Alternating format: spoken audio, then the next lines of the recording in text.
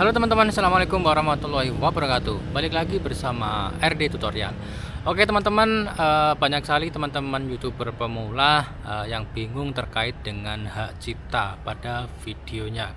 Jadi di video kali ini saya akan berbagi pengalaman saya pribadi tentang bagaimana sih caranya menangani masalah hak cipta tersebut. Oke, sebelum lanjut ke videonya, kalian jangan lupa subscribe channel ini, kemudian like, komen, dan share ke media sosial kalian. Oke teman-teman, di sini bagi teman-teman para YouTuber pemula yang bingung terkait dengan klaim hak cipta di video kalian. Jadi teman-teman, sesuai dengan pengalaman saya, ketika video kalian itu terkena hak cipta, maka kalian kan pasti bingung apakah video tersebut harus dihapus ataupun kita menghilangkan klaim hak cipta tersebut. Jadi ini sesuai pengalaman saya ya teman-teman. Nanti akan saya tunjukkan video saya yang terkena klaim hak cipta dan menghambat saya waktu pengajuan pengajuan monetisasi. Jadi ini saran atau tips dari saya ya teman-teman. Ketika video teman-teman itu terkena klaim hak cipta, lebih baik kalian abaikan saja. Kenapa saya bilang seperti itu? Kita fokus di pencapaian 4000 jam tayang aja sama 1000 subscriber, karena ketika klaim hak cipta tersebut nanti kita hilangkan, akan mengganggu performa dari video kita. Misalkan video kita itu viral ya teman-teman, viewnya banyak, viewnya meledak, nanti ketika klaim hak cipta tersebut kita hilangkan, maka takutnya akan mempengaruhi penonton untuk terus menonton video kita itu. Misalkan gini ya, misalkan kita punya konten musik lah, sedangkan konten musik itu kita mendapatkan klaim hak cipta misalkan 2 menit awal ya. Ketika 2 menit awal itu kita hapus klaim hak ciptanya, maka ketika penonton itu mengeklik video kita, pasti mereka tidak akan melanjutkan. Karena apa? Ketika ditonton, loh ini kok tidak ada suaranya, maka otomatis dia tidak akan melanjutkan dari video tersebut.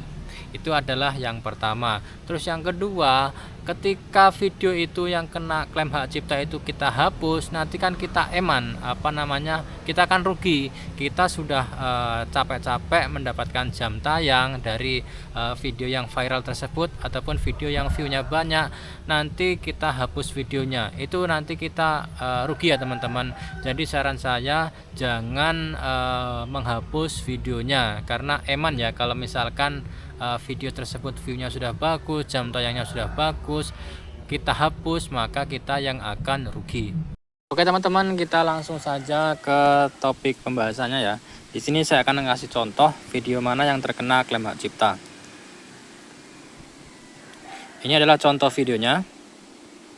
Nah, di sini ada keterangan klaim hak cipta. Jadi ketika teman-teman nanti waktu mau pengajuan proses monetisasi, ketika video teman-teman masih ada klaim hak cipta, nah di sini adalah strategi teman-teman ya.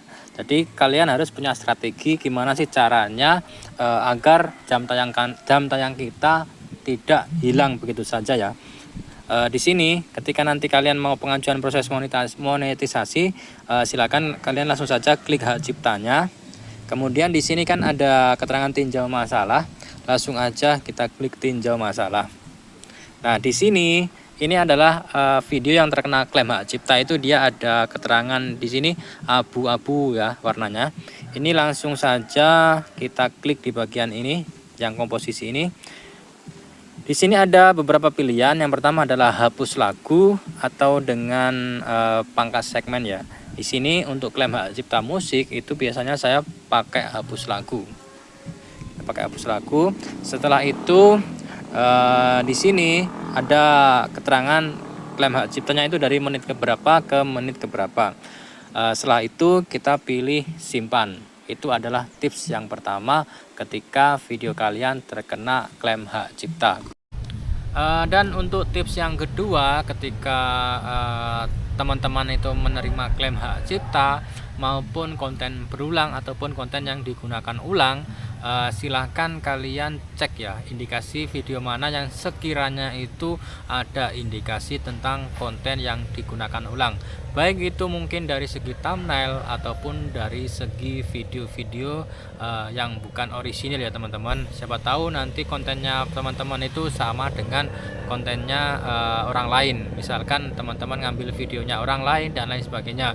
Ketika ada indikasi seperti itu, usahakan kalian blur ya teman-teman.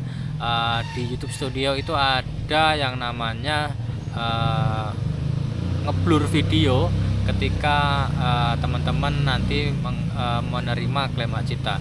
Saya biasanya seperti itu. Jadi ketika video saya itu ada yang indikasi konten berulang atau konten yang digunakan ulang, biasanya videonya langsung saya blur dan alhamdulillah aman-aman saja, dan saya waktu itu langsung diterima proses monetisasi.